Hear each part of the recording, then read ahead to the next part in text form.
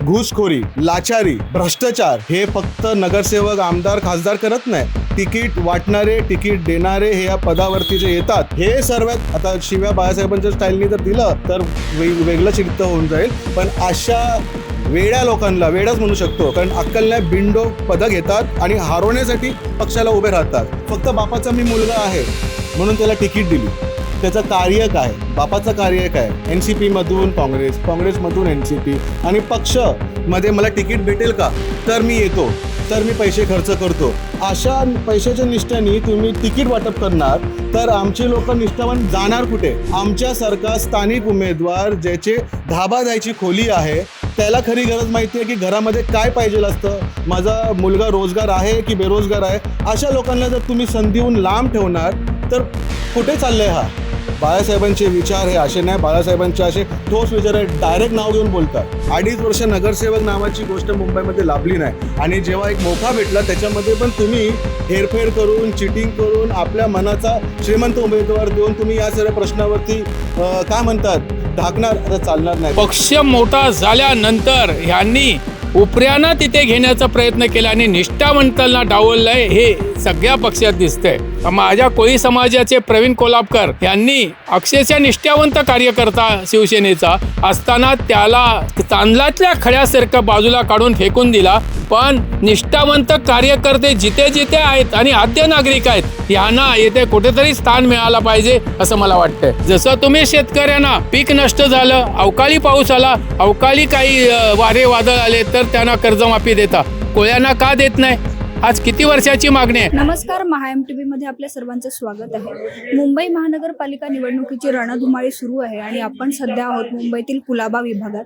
इथल्या वॉर्ड क्रमांक 225 मध्ये उद्धव ठाकरे यांच्या शिवसेनेच्या वतीनं माजी आमदार अशोक धात्रक यांचा मुलगा अजिंक्य धात्रक यांना उमेदवारी देण्यात आली आहे. मात्र इथल्या स्थानिक भूमिपुत्रांना उमेदवारी मिळावी अशी इथल्या कार्यकर्त्यांची इच्छा होती, परंतु त्यांना उमेदवारी न मिळाल्याने ते नाराज आहेत आणि याच नाराजीतून प्रवीण कोल्हापकर यांनी अपक्ष उमेदवारी अर्ज दाखल केलाय. या संपूर्ण पार्श्वभूमीवर आपल्यासोबत आज संवाद साधण्यासाठी आहेत प्रवीण कोल्हापकरजी. सर नमस्कार, MHATV मध्ये आपलं खूप खूप स्वागत आहे. सर, तुम्ही इथून निवडणूक लढवण्यास इच्छुक होतात, मात्र तुम्हाला वगळून इतरांना इथे उमेदवारी देण्यात आली आहे. काय सांगाल, काय भावना? ॲक्च्युली आम्ही शिवसेना उद्धव बाळासाहेब ठाकरे करून चार जण इच्छुक होतो. एक उपशाखा प्रमुख चंद्रकांत शिंदे, शाखा प्रमुख जयवंत नाईक, अजिंक्य धात्रक आणि मी स्वतः प्रवीण कोल्हापकर. आमची मीटिंग घेण्यात आली फक्त विभाग प्रमुख संतोष शिंदे साहेबांकडे.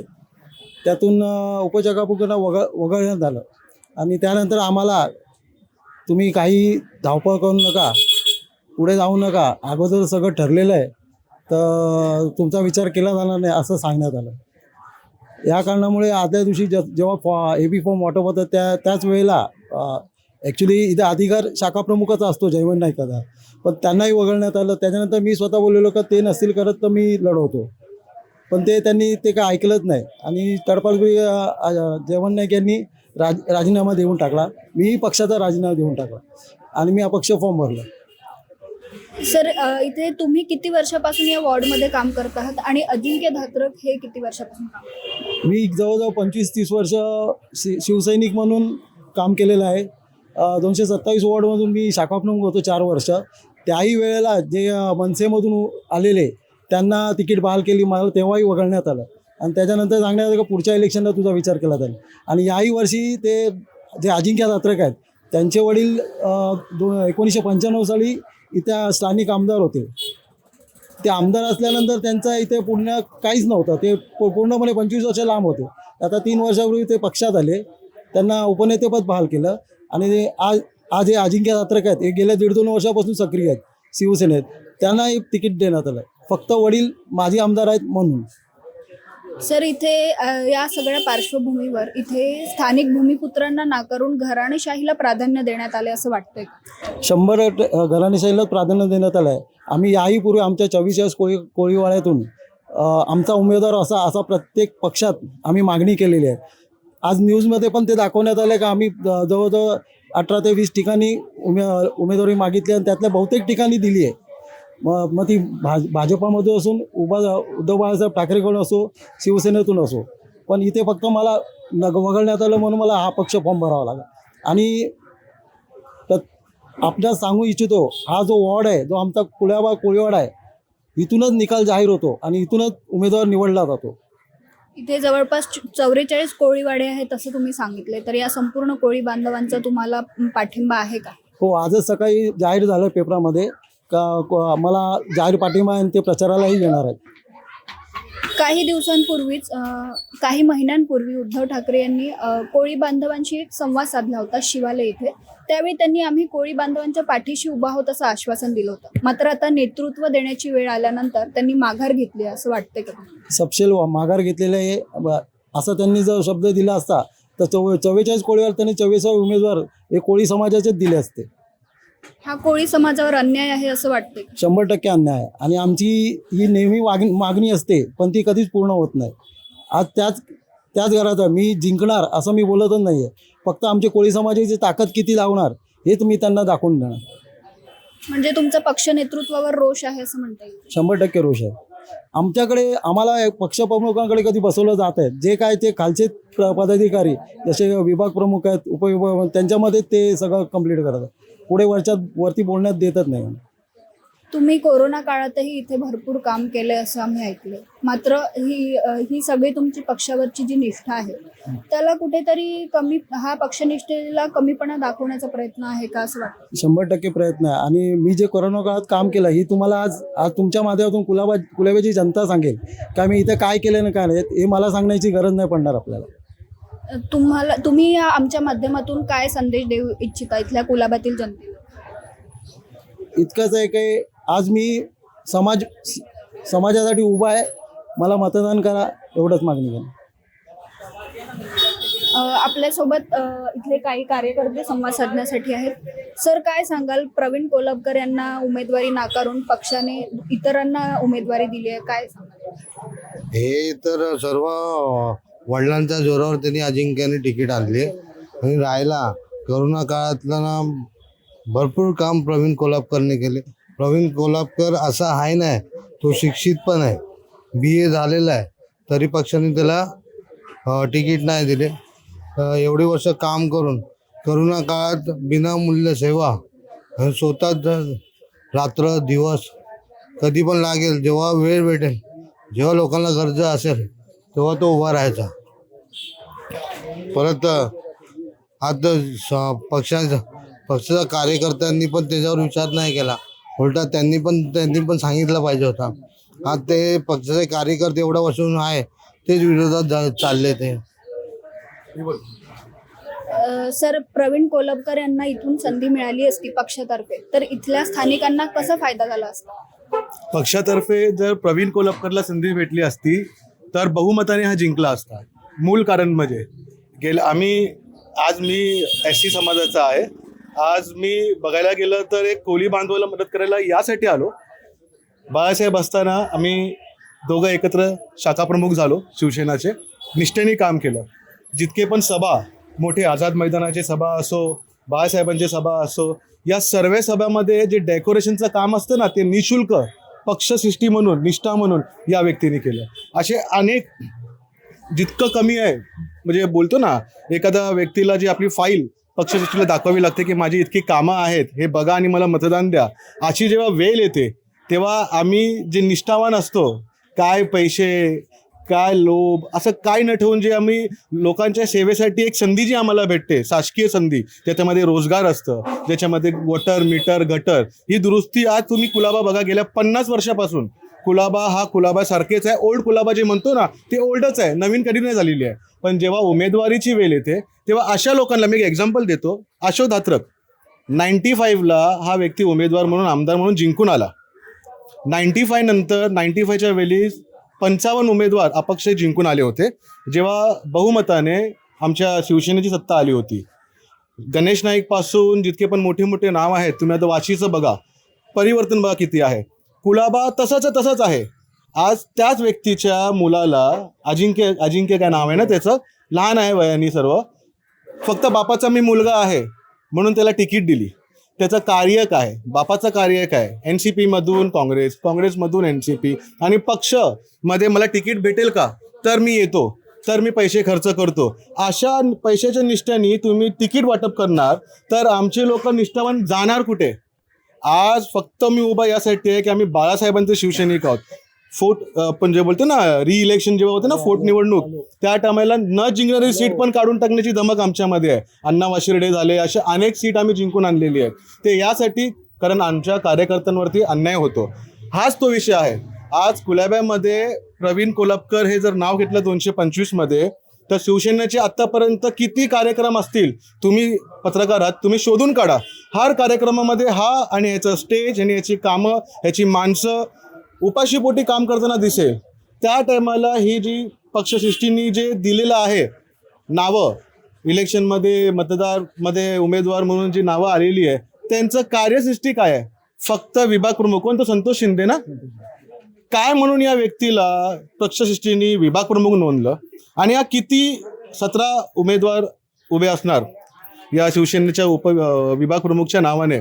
17 पैकी किती नगरसेवक हा संतोष शिंदे काढून घेतो हे आम्हाला बघायचं आहे. कारण सृष्टीवरती नाही, त्याचे राईट लेफ्ट आणि ज्यांनी पाकिट दिलं असेल अशा उमेदवाराला तिकीट देऊन तुम्ही जी सरकार इथे काम करत नाही आहे अशा सरकाराला परत तुम्ही संधी देताय जिंकून देण्यासाठी.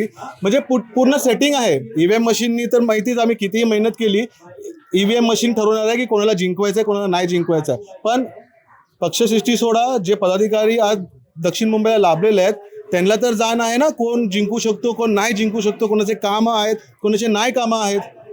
पण आज खेळखंडोबा फक्त श्रीमंतच चाललेला आहे. आमच्यासारखा स्थानिक उमेदवार ज्याचे धाबा द्यायची खोली आहे, त्याला खरी गरज माहिती आहे की घरामध्ये काय पाहिजे असतं, माझा मुलगा रोजगार आहे की बेरोजगार आहे. अशा लोकांना जर तुम्ही संधीहून लांब ठेवणार तर कुठे चाललंय? हा बाळासाहेबांचे विचार हे असे नाही, बाळासाहेबांचे असे ठोस विचार आहे, डायरेक्ट नाव घेऊन बोलतात. मी फक्त कोली बांधवांना एवढंच सांगेन, तुमचा प्रश्न खूप असतील पण एवढंच सांगेन की एक भारतीय समाजाचा व्यक्ती जर येऊन असा उभा राहतो ना, एकदा तुमच्यातला जिंकून द्या त्याला, बघा परिवर्तन घडून येईल. श्रीमंत जिंकला तो करणार काय आहे? 1 कोटीचे 5 कोटी करेल, घरात बसेल, बंगला बांधेल गावी. पण हा असे उमेदवार जिंकले ना तर खरोखरच वॉर्डची प्रगती होईल. त्याला बोलायची गरज लागणार नाही, कारण तो स्वतः त्या संघर्षामधून आलेला आहे. म्हणून मला फक्त आता पक्षसृष्टी काय करते काय नाही करते, मी फक्त मतदार राजांना विनंती करतो. माझं नाव प्रशांत घाडगे आहे, तुम्ही बघितलंच असणार माझे 2 निवडणूक मी कसे गाजवलेले आहेत, किती स्कॅम्स काढलेले आणि कसा खेळखंडोबा होऊन कितीही मेहनत केली तरी जिंकून कोण येतो ईव्हीएम मशीनच्या माध्यमातून. पण तरीसुद्धा एक कलकलीची विनंती आहे की समाज जागे व्हा. काय भेटणार आहे इतरांना मतदान करून? एकदा आपल्या भावाला मतदान करा. मोका तर द्या, 50 वर्ष कुलाबा असाच आहे. एकदा प्रयत्न करा. 2.5-3 वर्षांनंतर गॅप ठेवून नगरसेवकची इलेक्शन, अचानक 45 दिवसाची आचारसंहितेची लिमिट असून सुद्धा 30 दिवसामध्ये हे लोकांनी इलेक्शन ठेवलेलं आहे. ह्याच्यामध्ये बरेच गडबड होणार आहेत. पण आपले बांधव आहेत, आपले मतदार राजे आहेत, त्यांना थोडंसं एड्युकेटेड राहावं आणि अशा उमेदवारात जिंकून द्या. माझं काही नुकसान नाही, मी वॉटचा पण नाही, पण असा व्यक्ती जिंकून आला पाहिजे, हीच नम्र विनंती. तुम्ही आता जे काही बोललात की विभाग प्रमुखांपासून संतोष शिंदे नाव घ्या, विभाग प्रमुख पदापासून तर आता नगरसेवक पदापर्यंत, म्हणजे प्रत्येक वेळीच यांच्यावर अन्याय झाला असं वाटतं का तुम्हाला? बघा, हा खमका आहे, अन्याय नाही. घुसखोरी, लाचारी, भ्रष्टाचार हे फक्त नगरसेवक, आमदार, खासदार करत नाही. तिकीट वाटणारे, तिकीट देणारे हे या पदावरती जे येतात, हे सर्वात आता शिव्या बाळासाहेबांच्या स्टाईलनी जर दिलं तर वेगळं चित्त होऊन जाईल. पण अशा वेड्या लोकांना, वेडाच म्हणू शकतो कारण अक्कल नाही, बिनडोक पदं घेतात आणि हरवण्यासाठी पक्षाला उभे राहतात. अशा लोकांच्या अनएड्युकेटेड पाय ह्या सर्व गोष्टी होतात. त्यांना समज पाहिजे माझा पक्ष जिंकवायचा, मला कोणाला जिंकून द्यायला पाहिजे, कोणाला उमेदवारी द्यायला पाहिजे. पण आपल्या कुठल्या माझी आजी ते आपले सचिन भाऊ वाईर आहेत ना, त्यांचे पार्टीचे लेफ्ट राईट आहेत ते धातरात. अशा लोकांना तिकीट दिलं, गाडी थांबवली, विभाग प्रमुखाला दाखवलं की विभाग प्रमुख उभा राहतो, बाबा हे दे 10 लाख रुपये दे, ही तिकीट AB फॉर्म घेऊन जा. मग एक माणसाच्या पाय अनेक माणसाला जोडण्याच्या व्यक्तीला अन्याय होतो. हा अन्याय आहे. ह्याच्यावरती काय अन्याय करणार? कुठला पक्ष? आम्ही बाळासाहेबांचे सैनिक आहोत. आम्ही जिंको या नको जिंको, आमदार विधान भवनमध्ये, मंत्रालयामध्ये, आम्ही रस्त्यावरचे आमदार आहोत. आमच्यावरती अन्याय होत नाही.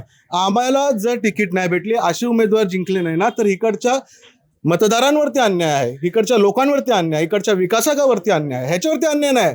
हा हरला काय जिंकला काय, पण ह्याला जर मदत नाही भेटली तर इकडच्या समाजाचा अन्याय आहे.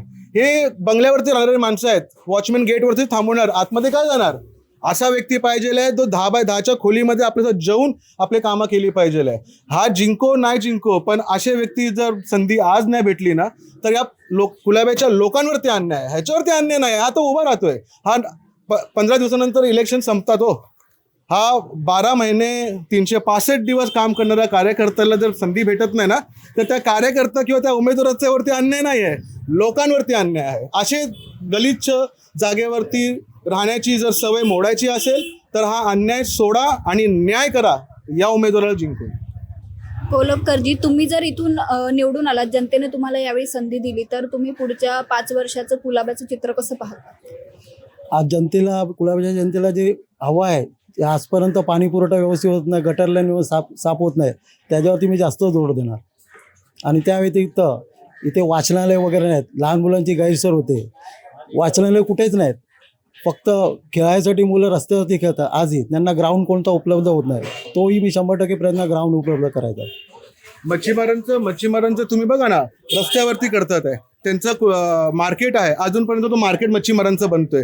रोजगारावरती काय विषय नाही आहे, शिक्षणावरती काय विषय नाही आहे. असे अनेक इथे जनते आहेत ज्यांचे कास्ट सर्टिफिकेट्स नाही आहेत, ज्याच्यापाय ते वंचित राहतात शासकीय नोकरी घेण्यामध्ये. या सर्व कामं जे आहेत आज नगरसेवकाची आहेत. 2.5 वर्ष नगरसेवक नावाची गोष्ट मुंबईमध्ये लाभली नाही, आणि जेव्हा एक मोका भेटला त्याच्यामध्ये पण तुम्ही हेरफेर करून, चिटिंग करून, आपल्या मनाचा श्रीमंत उमेदवार देऊन तुम्ही या सर्व प्रश्नावरती काय म्हणतात ढाकणार, असं चालणार नाही. या सर्व महत्त्वाच्या प्रश्नावरती तिथे रोजगार आहे, लोकांचं व्यवसाय आहे, शिक्षण आहे. BMC स्कूलची जी संख्या आहे, जिथे 1200-1300 विद्यार्थी एका स्कूलमध्ये असतात, तिथे 400-500 वरती आलेले आहे. इंग्रजी माध्यम BMC स्कूलमध्ये 0 आहे. CBSE बोर्ड प्रायव्हेटला जातं, CBSE बोर्ड BMCला का नाही आहेत? असे अनेक स्पोर्ट्स फॅकल्टीज आहेत ज्याच्यामध्ये भारताचं नेतृत्व करणारे माणसं तयार होऊ शकतात, मुलं तयार होऊ शकतात. हे काम नगरसेवकाचे असतात.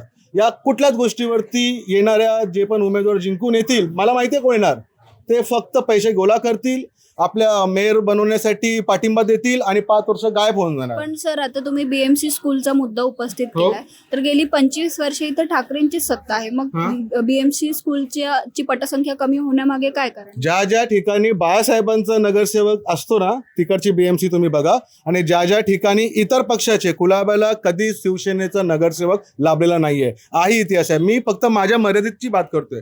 कुलाबा हा ओल्ड कुलाबा राहिलेला आहे, कारण तिथे बाळासाहेबांचा नगरसेवक जिंकून नाही आलेला आहे, बाळासाहेबांचं आमदार जिंकून नाही आलेलं आहे. हा, खासदार लेवलला जे काय करत असतील हे तुम्ही बघितलेले आहेत, खोके ओके करून त्या सर्व गोष्टी दिशाभूल झालेली आहे. पण कुलाब्याच्या विकासामध्ये जर हक्काचा बाळासाहेबांचा नगरसेवक अजूनही प्राप्त झालेला नाही, म्हणून इकडची दशा आहे. सर, काय वाटतं यंदा कुलाब्यात कोणत्या पक्षाचा नगरसेवक होईल? परवीन भाई के लिए बहुत अच्छा मत है, हमारे कुलाबा के लिए अच्छा काम किए हैं. जब शाखा प्रमुख थे तब से उनको मैं जानता हूँ, और मैं बचपन से जानता हूँ इनको. अच्छे, मतलब कि अच्छे व्यवहार है इनका, अच्छा मत है. हमारा मत परवीन भाई को जाएगा. आज कुलाबा विभागात तुम्ही आलेला आहात, ही कचऱ्याच्या डब्याची परिस्थिती बघा. हे आमचे गरीब बांधव भाजीपाला ह्या कचऱ्याच्या डब्यासमोर विकतात. जसे आमचे मच्छीमार विक्रेते आता त्यांचा वेळ संपलेली आहे, आता हे त्यांचे सगळे बॉक्स लागलेले आहेत. अशा घाणेरड्या परिस्थितीत मच्छी विक्री केली जाते, भाजीपाला विकला जातो. याच्यात बदल करावा असा मी पूर्ण प्रयत्न करणार. आपल्यासोबत इथले काही स्थानिक नागरिक आहेत संवाद साधण्यासाठी. तुम्ही इथे किती वर्षापासून राहताय? माझं जन्मस्थ इकडेच आहे. आणि आता तुम्हाला काय इथले काय स्थानिक प्रश्न आहेत जे तुम्हाला जाणवतात? आता असं वाटतं का हे जाणार आहे असं वाटतंय, पण हे नाही जायला पाहिजे, इथेच राहायला पाहिजे. सगळी जनता इकडचीच आहे जन्मस्थ, तर इकडेच पाहिजे आम्हाला. हे जाणार आहे असं का वाटतं? असं वाटतोय आम्हाला, सगळ्यांच्या तोंडून हेच निघाले. घाबरलेले आहेत सगळे इकडे. आमचा हक्क आम्हाला पाहिजे, कारण त्यांनी खूप मदत केली सगळ्यांना, आम्ही या कोळी लोकांना आणि सगळ्या गरिबांना खूप मदत केलेली आहे. आणि कोरोना काळामध्ये कोरोना काळामध्ये खूप साथ दिली. सगळे नेते लोक त्या टायमाला कोण नाही दिसले, आणि आता सगळे प्रचार करायला येतात, त्यांना आम्ही ओळखत नाही. म्हणजे गरिबांना मदत केली रात्रंदिवस. या करोनाची ही ढाल होती, माणसं घरातून बाहेर यायला घाबरत होते. त्या टायमाला त्यांनी खूप मदत केली गरिबांना. माझ्या इथे माझा भाडोत्री आहे, त्याला मरता मरता वाचवलंय. राशन पाणी वगैरे भरपूर सगळं काही दिलंय. कोण मेलं तरी त्याच्यासाठी पुढे येतात. मला एवढंच बोलायचंय, एकदा फक्त प्रवीण कोल्हापूरांना चान्स देऊन बघा, बस एवढंच बोलायचंय मला. आम्ही लहानपणापासून आम्ही इथं राहतो, लहानापासून राहतो आणि आता आम्हाला जीवाला असं वाटतंय की काय होणार, आमचं घर कुठं जाणार, झोपडं कुठं जाणार, असं म्हणजे असं वाटतंय. तर आम्हाला इथंच सार्वजनिक आम्हाला इथं राहायला आम्हाला खुशी आहे. परंतु आता दुसरीकडे आपण बघतोय ठाकरे बंधूंनी युती केली आहे आणि त्यांच्या विरोधात आता भाजपचा उमेदवार आहे आणि ठाकरे बंधूंनी पण कोळंबकर यांना उमेदवारी नाकारून दुसऱ्याच कुणाला तरी खूप चुकीचं केलं त्यांनी. हे शिवसेना कट्टर शिवसैनिक आहे, कट्टर. त्यांनी म्हणजे खूप वर्षापासून त्यांनी खूप झिजले त्यांच्यासाठी आणि त्यांनी हे जे केलंय ना खूप वाईट केलेलं आहे, चांगलं नाही केलेलं आहे. त्यांना एकदा चान्स दिला पाहिजे. मी मनापासून बोलते तुम्हाला, एकदा तरी चान्स दिला पाहिजे. ह्याच्यामध्ये आले नाही ते पैशासाठी तर केलंच नाही त्यांनी. आपलं यांनी सगळं तृण केलं, गरिबांसाठी खूप करतात. आमच्या घरात लाईटी नव्हत्या, आपलं तृण केलंय त्यांनी. आम्हाला मदत केलंय, उजेडात आम्हाला आणलं. आणि अजून बी सोय होते, रस्त्याची सोय होते, दारात मुलं बाळ खेळतात असं सोय केलेली आहे. आणि कोणी अंधारात होतं आणि उजेडात आम्हाला आणलेलं आहे. आम्ही नाव नाही सांगणार. इथले आणखी एक स्थानिक नागरिक आपल्यासोबत आहेत. सर, वॉर्ड क्रमांक 225 मध्ये पुढच्या 5 वर्षात कोणत्या सुधारणा आपल्याला अपेक्षित आहे ज्या आत्तापर्यंत झालेल्या नाही? कसं माहिती आहे, आता मी पहिलं माझं परिचय देतोय. मी गोरक्षनाथ रामचंद्र कोळी, या 7 बेटावरचा आद्य नागरिक आम्ही.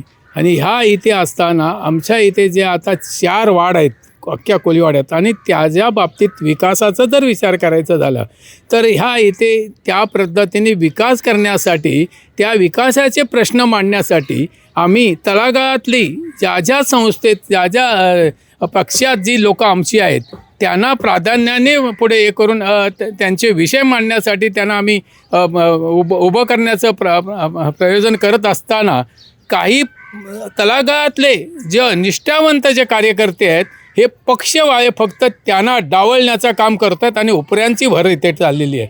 ही कुठेतरी थांबली पाहिजे. आज या पक्षात अक्षरशः मी बी त्या पक्षात होतो.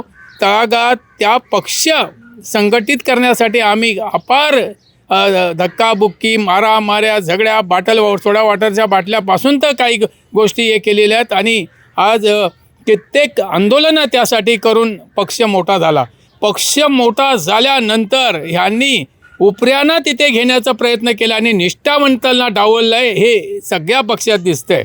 आता बाळासाहेबांनी जेव्हा शिवसेना उत्पन्न केली त्यावेळच्यापासून ज्या काही गोष्टी आपण घडामोडी बघतोय आणि हा तुमच्या माध्यमातून ते कळतच असेल. आज लोकशाहीचं आपण 4था स्तंभ तुम्हाला हे करतोय, त्या माध्यमातून ज्या आद्य नागरिकांच्या काही समस्या आहेत त्या कधीच पुढे येत नाही आणि त्यांना अक्षरशः तिथे नष्ट करण्याचं प्रयोजन जो आत्ता कित्येक वर्षापासून चाललेलं आहे. संविधान पारित होऊन आज जवळजवळ 1950ला संविधान पारित झाला. त्या संविधानात आम्हाला आरक्षण दिलं होतं आणि आरक्षण दिल्यानंतर काही पक्षवाल्यांनी हे षडयंत्र करून अक्षरशः आमचे जातीचे दाखले नष्ट केलेले आहेत. हे आता मी वेशाने का बोलतोय की आज आम्ही इतके आंदोलनं केले, ह्यांच्यात कधीच लक्षात आलं नाही का, कधी ते घेतलं नाही का? मग हे विषय आज होत आहेत. आता तुम्ही तो विकासाचा प्रश्न करतोय. जर हा आता समुद्र आहे, हा समुद्र आहे की गटारगंगा? हा सगळ्या मुंबईभर चाललेला आहे. तुम्ही वर्लीला गेलात, माहीमला गेलात, वेसाव्याला गेलात, मनोरीला गेलात, तर ह्या गटारगंगा ह्याच्यामुळे मच्छी कमी होते. ह्या इथे कोणाचं लक्षण आहे या मच्छी का कमी होते? पण आमच्यातच संघर्ष करून आमची दुबळी करण्याचा जो प्रयोग जिथे चालू आहे ह्या राजकारण्यांचा, तो कुठेतरी थांबला पाहिजे इथे वाचतोय. आज आमच्या इथे माझ्या कोळी समाजाचे प्रवीण कोल्हापूर यांनी अक्षरशः निष्ठावंत कार्यकर्ता शिवसेनेचा असताना त्याला तांदळातल्या खड्यासारखं बाजूला काढून फेकून दिला आणि मग तिथे काही ह्यांना तिथे प्राधान्याने आपण काय त्याच्यात समजायचं ते तुम्हाला चांगलंच माहिती आहे. 4थ्या स्तंभाला त्यांनी त्याच्यातून ते मार्ग काढावा. पण निष्ठावंत कार्यकर्ते जिथे जिथे आहेत आणि आद्य नागरिक आहेत ह्यांना येथे कुठेतरी स्थान मिळालं पाहिजे असं मला वाटतंय. इथे संपूर्ण कोळी बांधवांचं तुम्ही आता प्रतिनिधित्व करत आहात, तर कोळी बांधवांच्या इथल्या काय समस्या आहेत आणि कुठल्या तुम्हाला असं वाटतंय की त्या तातडीने सोडवायला पाहिजे? कसं माहिती आहे, आता आम्ही इथले आदी नागरिक, आमच्या पावसाळ्याची जी मच्छीमारी असते, आज तुम्ही इथे जे उभं आहात ना, तर इथे तुम्ही एक आत्ता जाळी लावलीत तर तुम्हाला एकही बोंबील मच्छी किंवा कुठली मच्छी मिळणार नाही. पण तुम्ही जूनच्या पहिल्या हप्त्यात जर तिथे जाळी लावलीत तर तुम्हाला कमीत कमी टनाच्या भर बोंबील मिळतील. हा परिवर्तन का? हा इथे उत्पत्ती आहे आणि प्रजननही आहे. पण उत्पत्ती कशी होते? पावसाळ्यातच उत्पत्ती होते. प्रजनन व्हायला तिथे मच्छी असावी लागते, नाही का? आणि आता इथे प्रजननाच्या नंतर आधीच ते मच्छी तयार होते, म्हणजे ती उत्पत्ती आणि निर्मिती ह्या सगळ्या गोष्टी इथे होतात पावसाळ्यात. आणि इथेच लक्ष दिलं नाही. आणि ह्या लक्ष हे करून ब्रिटिशांनी इथे बॉम्बेला जो बॉम्बे नाव दिला मुंबईला, त्याचं कारण तिथे बोंबलाचं उत्पत्त होतं. पण हे कुठेतरी इतिहास इथे गाडला जातो, आजच्या राजकारणात हा गाडला जातो. आणि ह्यामुळे पावसाळ्याची मच्छीमारी, जिथे मी मच्छीमारी होते, खोल समुद्राची मच्छीमारी आहे, ही खोल समुद्राची मच्छीमारी जेव्हा होते की नाही तिथेही काही अंशी प्रजनन होते ना, असं नाही, आणि निर्मिती होते. पण त्या याच्यात हा पीक आहे. हा पीक त्या काळात जर घेतला नाही ना, तर तो पीक नष्ट होऊन जातो किंवा स्थलांतर होतो. हा स्थलांतर गेल्यानंतर वाऱ्याच्या प्रवाहाने किंवा स्थितीच्या मानाने तो पूर्वेपासून पश्चिमेला जातो. आणि पश्चिमेला गेल्यानंतर त्याचं प्रवास तो गुजरातला जातो. आणि गुजरात कोटला बी त्यावेळी समुद्र खवळलेला असतो, म्हणून तिथे मासेमारी होत नाही. आणि मासेमारी न झाल्यामुळे तिथं तो सीधा निघून तो पाकिस्तानपर्यंत जातो आणि पाकिस्तानचा एक्सपोर्ट वाढतो. मी बोलतोय असं नाही, तुम्ही गुगलमध्ये पाकिस्तानच्या ह्याच्यात सर्च करा, तुम्हाला सगळ्या गोष्टी तिथे माहिती पडतील. हे का होतं? इतक्या वर्षापासून का होतं? ह्याच्यावरती आम्ही कित्येक वेळ पत्र दिले, सगळे दिले, कोण लक्ष देत नाही. आज आमचं पीक नष्ट होतं आहे. आम्हाला पीक, जसं तुम्ही शेतकऱ्यांना पीक नष्ट झालं, अवकाळी पाऊस आला, अवकाळी काही वारे वादळ आले तर त्यांना कर्जमाफी देता, कोळ्यांना का देत नाही? आज किती वर्षाची मागणी आहे. अहो, कोळ्यांच्या इंजिनं जे कुचकामी निघाली, तुम्हीच दिलेले सरकारमान्य इंजिनं, किर्लोस्करचे इंजिनं, त्याच्यावरती आज 45 वर्ष झगडतोय. 45 वर्ष ह्याला आमच्या कोळ्यांना न्याय देत नाहीत. हा कुठला न्याय आहे? आणि कधीही कुठल्या एखाद्या लक्षवेधीमध्ये विषय आला तर त्याला डावलला जातो, रीतसर डावलला पाहिजे, जातोय. ह्याच्यावरती लोकशाहीच्या चौथा स्तंभाने इथे लक्ष द्यायला पाहिजे.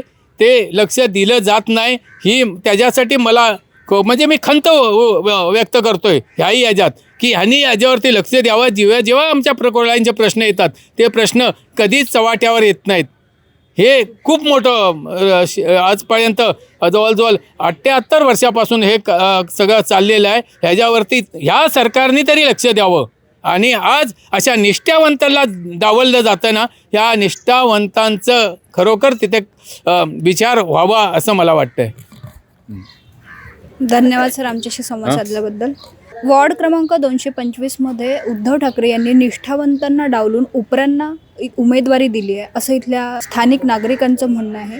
इथल्या मासेमारीची जो त्यांचा मुख्य व्यवसाय आहे तो व्यवसाय मुख्य प्रवाहात यावा आणि त्यांच्या ज्या काही समस्या आहेत त्या या सरकारने सोडवाव्या अशी त्यांनी अपेक्षा व्यक्त केली आहे. कॅमेरा पर्सन जयेश पाटीलसह मी अवंती भोयर, महा MTV, मुंबई.